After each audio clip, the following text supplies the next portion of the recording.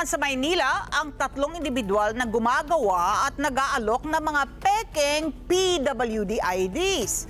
Batay po sa investigasyon, kumikita ng 3,000 hanggang 6,000 piso kada araw. Ito pong gumagawa ng fake PWD IDs habang nasa 100 hanggang 500 piso man kada araw ang kita ng mga fixer. Jim Tejano sa balitang yan.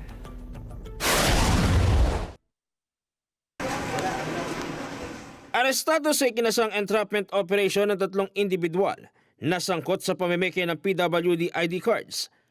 Makaraang mag-test by ang isa sa mga operatiba ng Manila Police District Intelligence Division kahapon ng hapon sa Santa Cruz, Maynila.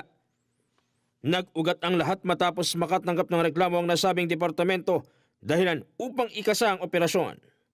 Nakatanggap tayo ng mga reklamo mula sa mga maliliit na mga negosyante at the same time doon sa social welfare ng Manila doon sa paglaganap ng mga peking PWD card. Yung kita na lang nila na 20% discount, imbis na kita nila yon ay napupunta pa dito, nababawasan pa dahil sa mga itong gumagamit ng mga peking PWD cards.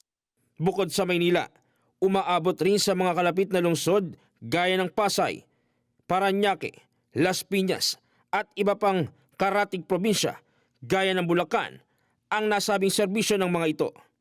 Sa investigasyon ng otoridad, naglalaro sa 3,000 hanggang 6,000 piso kada araw ang kita ng mismong tagagawa ng peking ID. Habang nasa 100 hanggang 500 piso naman kada araw ang kita ng isang fixer. Paliwanag ng mga suspect. Hindi lang po ako nagkita, marami tayo nauna pa, sir. Bago lang po ako, sir, naghahanap po ako ng trabaho kasi hindi pa po natatanggap, sir. Nag-alok-alok lang po muna ako. Ate, ikaw raw ang gumagawa ng peking ID. Anong masasabi mo? Wala po. Ha? Wala po. Paano yun? Nahuli kayo. Ganun po talaga. Ayon sa mga ito, kaya umano nilang gumawa ng iba't ibang peking public documents depende sa kung anong ipagawa sa kanila ng kanilang parokyano. Maharap sa mga reklamong paglabag sa Article 171 o ang falsification of public documents ang tatlong suspect at Article 176 o ang pag-manufacture ng mga peking dokumento.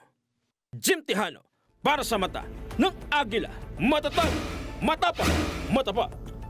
Maraming salamat sa inyo pong pagsubaybay sa Mata ng Agila Primetime.